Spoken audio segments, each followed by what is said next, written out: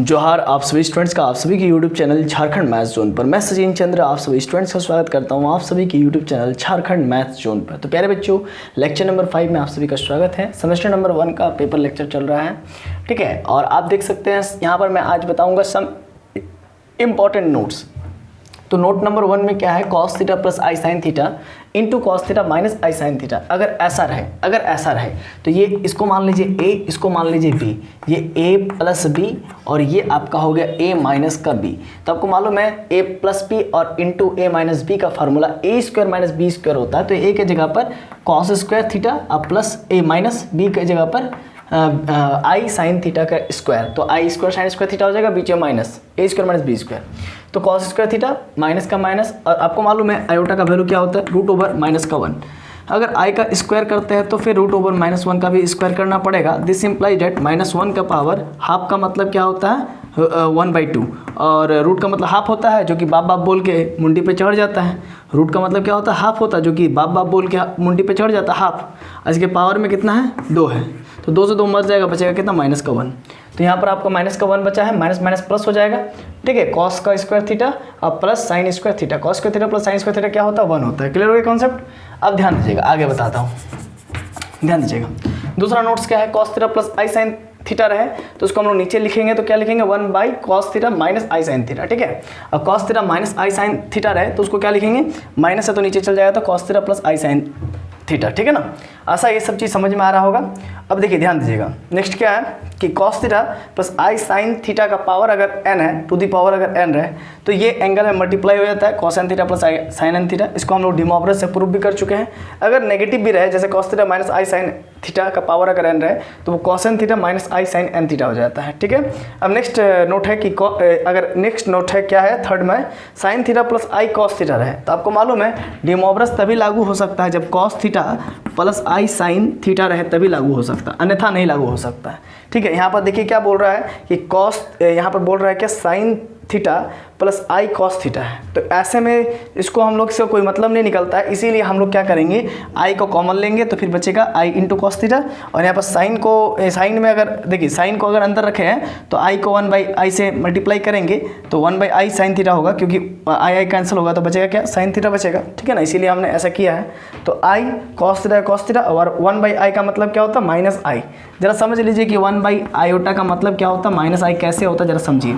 1/आयोटा है तो ऊपर भी हम आयोटा मल्टीप्लाई करते हैं, नीचे भी आयोटा, रैशनलाइजेशन, तो ऊपर में आयोटा हो गया और आयोटा आयोटा -1, क्योंकि आयोटा स्क्वायर होगा, ठीक है। तो आयोटा स्क्वायर तो ऊपर में आयोटा और आयोटा स्क्वायर का मतलब -1, तो आंसर कितना आ गया माइनस आयोटा। कितना आ गया 1/आयोटा का मतलब माइनस आयोटा, ठीक है। तो ये हुआ, मतलब इस चीज़ को हम लोग इसमें बदल के लिखेंगे। कहने का मतलब अगर ये डिमॉर्गन फॉर्म क्या होता है, De Morgan form cos theta plus i sine theta होता है। अगर नहीं होगा तो इसको डिमॉर्गन फॉर्म में इस प्रकार से बदलते हैं, ठीक ना, cos theta minus i sine theta. इस प्रकार से देखिए कॉमन ले लेंगे, ठीक है। कॉमन लेकर के फिर इस प्रकार से हम लोग इसको बदल दिए। नेक्स्ट क्या है, चौथा में cos theta plus i sine theta रहे तो इसको यूलर्स फॉर्म में हम लोग लिख सकते हैं, है ना। यूलर्स फॉर्म में cos theta plus i sine theta को यूलर्स फॉर्म में कैसे लिखेंगे, e to the power iota theta, ठीक है। अब देखिए यहाँ पर जो मतलब आयोटा है वो यहाँ पर चल जाएगा, यहाँ पर जो एंगल में थीटा है वो यहाँ पर आ जाएगा, ठीक है। अब cos n theta plus i sine n theta रहे तो e to the power iota n theta हो जाएगा। क्या हो जाएगा, ये जो n थीटा एंगल में यहाँ पर चला जाएगा, ठीक ना। यूलर्स फॉर्म से ये चला जाता है, ठीक ना। इसका प्रूफ है, मैं नेक्स्ट चैप्टर में इसका प्रूफ दूंगा, लेकिन अभी आप ये सब चीज़ को नोट्स कर लीजिए, क्योंकि तभी जाके आगे का आपको समझ में आएगा, ठीक है। आशा ये चीज़ समझ में आ रही होगी। अब चलिए, कहीं भी प्रॉब्लम होगा तो आप पूछ सकते हैं, आगे बताता हूँ।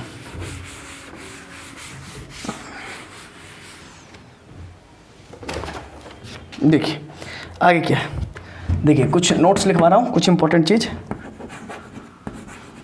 To put a plus iota B in De Morgan form, De Morgan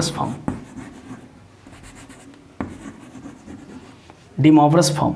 तो यहाँ पर बात को समझिएगा, अगर आपको a प्लस आयोटा बी के फॉर्म में अगर कुछ क्वेश्चंस अगर दिखे या कुछ इक्वेशंस अगर आपको दिखे, ये यहाँ पर देख सकते हैं कि a प्लस आयोटा बी है, ठीक है। अगर ऐसा रहे तो इसको हम लोग एक्सप्रेशन कहते हैं, अगर इक्वल टू 0 रहे तो इसको हम लोग इक्वेशन कहते हैं। ध्यान दीजिएगा, अगर इक्वल टू 0 रहे तो इसको इक्वेशन कहते हैं, अगर a प्लस आयोटा बी रहे सिर्फ ए प्लस आयोटा बी रहे तो इसको हम लोग एक्सप्रेशन कहते हैं। तो जनरली अभी हम लोग एक्सप्रेशन पर बात कर रहे हैं, ठीक है ना। To put A plus iota B in De Morgan's form FORM, तो इस चेहरे में इसको कन्वर्ट करेंगे।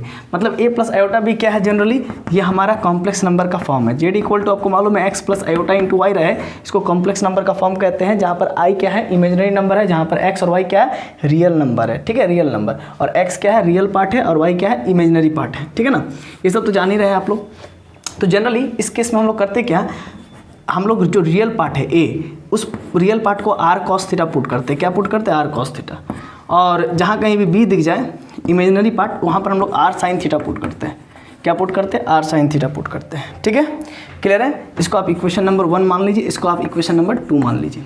इसके बाद फिर क्या करेंगे जरा देखिएगा, देन तब क्या होगा, देन ए प्लस आयोटा बी, ए के जगह पर क्या हो जाएगा आपका आर कॉस थीटा, आप प्लस आई, और यहाँ पर आप देख सकते हैं बी के जगह पर क्या हो जाएगा, R sine theta, R sine theta. तो यहाँ पर अब हम लोग क्या कर लेंगे, आर कॉमन ले लेंगे तो बचेगा क्या, cos theta plus i sine theta. क्या बचेगा, cos theta plus i sine theta, ठीक है। इतना क्लियर हो गया आपको।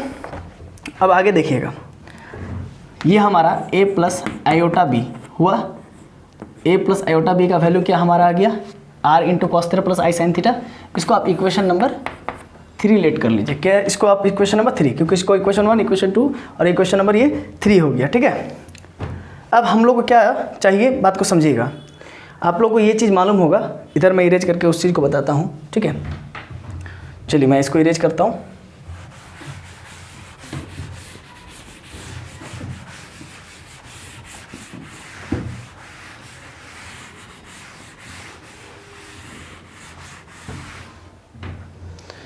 देखिएगा जरा, बात को समझिएगा, ठीक है। तो यहाँ से यहाँ तक का डिस्टेंस मैंने मान लिया, क्या मान लिया, ए मान लिया, और यहाँ से यहाँ तक का डिस्टेंस मैंने बी मान लिया, और इसको मैं कह रहा हूँ आर कॉस थीटा, और इस बी को मैं कह रहा हूँ आर साइन थीटा, ठीक है। और ये जो होगा इसको मैंने नाम दे दिया वेक्टर आर। तो ये जो पॉइंट होगा ए कॉमा बी, यानी कि क्या होगा, ए की जगह पर R cos theta comma R sine theta, ये होगा। समझ रहे कि नहीं समझ रहे। अब बात को समझिए, पाइथागोरस थ्योरम की मदद से हम लोग क्या लिख सकते हैं, by the help of Pythagoras, by the help of Pythagoras theorem क्या लिख सकते हैं, थ्योरम क्या लिख सकते हैं, hypotenuse square equal to perpendicular square plus B square base square. Hypotenuse क्या है जरा बताइए तो। ये नाम दीजिए ओ, इसका नाम दे दीजिए पी, इसका नाम दीजिए बी, या इसका नाम देते हैं एम, ठीक है। तो इन ट्राइंगल, इधर कुछ नहीं है, in triangle O P M, in triangle O P M में क्या होगा जरा बताइए तो। ओ पी यानी कि कर्ण का स्क्वायर, यानी कि hypotenuse square equal to perpendicular square, इसका मतलब पी एम का स्क्वायर प्लस बेस का स्क्वायर, बेस बोले तो ओ एम का स्क्वायर, ठीक है। अब बात को समझिएगा, ओ पी क्या है, ओ पी मेरा वेक्टर आर है, तो वेक्टर आर का स्क्वायर करेंगे, और पी एम मेरा क्या है, ए स्क्वायर, सॉरी पी एम मेरा बी है, बी स्क्वायर, अब प्लस ओ एम क्या है, ए स्क्वायर। अब जरा बात को समझिएगा, आर का वेक्टर का अगर स्क्वायर करते हैं तो वो ओनली आर स्क्वायर होता है, ठीक है ना, क्योंकि वेक्टर हट जाता है। किसी भी चीज़ का स्क्वायरिंग करेंगे वेक्टर का तो उसका स्क्वायरिंग करेंगे वेक्टर का तो उसका वेक्टर हट जाता है, वो सिर्फ मैग्नीट्यूड उसका रह जाता है। तो बी का वैल्यू अब क्या बताइए तो, बी का वैल्यू आपका आर है, आर साइन थीटा का होल स्क्वायर, प्लस बी का वैल्यू क्या है आपका, आर कॉस थीटा का होल स्क्वायर, ठीक है। आगे समझते हैं हम लोग क्या होगा। देखिए बहुत ही सिंपल है, यहाँ पर आपका हो जाएगा आर स्क्वायर इक्वल टू, यहाँ पर आर स्क्वायर और यहाँ पर आर स्क्वायर, यहाँ पर भी आर स्क्वायर होगा, साइन स्क्वायर थीटा कॉमन ले लेते हैं आर स्क्वायर, ठीक है ना, दोनों में आर स्क्वायर होगा। तो बात को समझिएगा, R square sine square theta plus cos square theta क्या हो जाएगा, 1 हो गया, है ना। तो आप देख सकते हैं आर स्क्वायर का वैल्यू कितना आ गया, आर स्क्वायर के बराबर आ गया, ठीक है। कितना आ गया, आर स्क्वायर का वैल्यू आर स्क्वायर के बराबर आ गया। तो यही चीज़ मैं प्रूफ करवाना चाह रहा था, ठीक है। आशा है ये चीज़ आपको समझ में आ गई होगी, ठीक है। तो जनरली ये तो क्लियर हो गया, हाँ भाई सर समझ गए ये वाला चीज़, ठीक है, ये वाला चीज़ आप लोगों को समझ में आ गई होगी। तो जनरली यहाँ से हम लोग क्या लिख सकते हैं, इस जगह से हम लोग क्या लिख सकते हैं, वेक्टर आर की जगह पर का स्क्वायर करेंगे तो ये हो जाएगा आर स्क्वायर सिंपली, और ये हो जाएगा आपका ए स्क्वायर प्लस का बी स्क्वायर, ठीक है ना। ये क्या हो जाएगा ए स्क्वायर मतलब R square equal to A square plus B square हो जाएगा अकॉर्डिंग टू दिस। ठीक है, आशा ये चीज़ आपको समझ में आ गई होगी। मतलब वेक्टर आर यानी कि इस कर्ण का स्क्वायर मतलब हाइपोटेनस का स्क्वायर इक्वल टू बेस का square plus perpendicular square, sum of perpendicular square and base square, है ना, is equals to hypotenuse square. Clear है? ऐसा ये चीज़ आपको समझ में आ गई होगी। चलिए एक और रिजल्ट की और हम लोग बात करते हैं। थोड़ा सा इसको इरेज कर लेते हैं। एक और रिजल्ट की और हम लोग बात करते हैं। जरा देखिए, तो आर स्क्वायर बराबर ये हुआ, तो आर बराबर क्या हो जाएगा, रूट ओवर ए स्क्वायर प्लस बी स्क्वायर। ठीक है, ये सब नोट करके रखिए, इंपॉर्टेंट है क्योंकि काम आएगा आगे। ठीक है, ये सब क्वेश्चन बनाते वक्त काम आएगा। अब आगे देखिए, डिवाइडिंग इक्वेशन